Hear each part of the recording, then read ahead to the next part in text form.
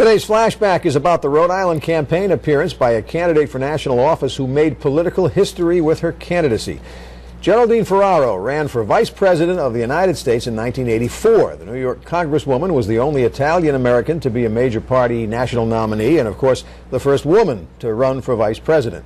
27 years ago today, November 4th, 1984, she made a campaign stop in Warwick. Today's flashback shows us that and a look at the days when crowds turned out in real large numbers to see a candidate in person. The crowd here was ready for a good old-fashioned strong rally, something to raise their spirits, especially because some of their statewide candidates aren't doing so well in the public opinion polls. Trouble with the plane's landing gear delayed her almost an hour, but on her arrival, Ferraro was greeted with a deafening ovation. Thank you. You're wonderful. Woo! Wow.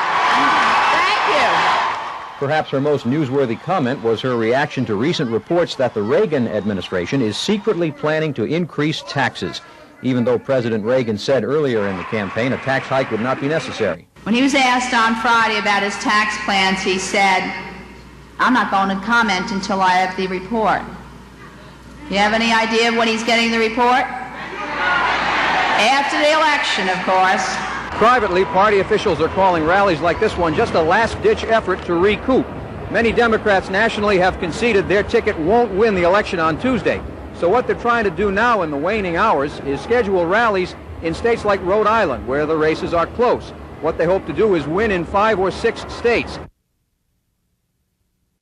Well, in fact, the ticket of Ferraro and presidential candidate Walter Mondale only managed to carry one state, and the District of Columbia. The Ronald Reagan George H.W. Bush team won that election in 1984. Ferraro later ran unsuccessfully for U.S. Senate in New York in 1992 and again in 1998.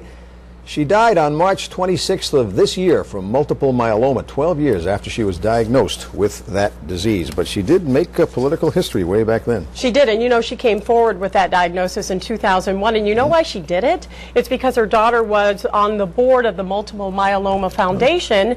They needed a Senate hearing. She came forward. She testified at that Senate hearing, and a year later, $250 million was designated for blood cancer research. So there. That rally, by the way, was at the CCRI in Warwick. That was huge. In those days, there were no internet sites to That's check right. out the candidates' positions, so everybody turned out in person. Anyway.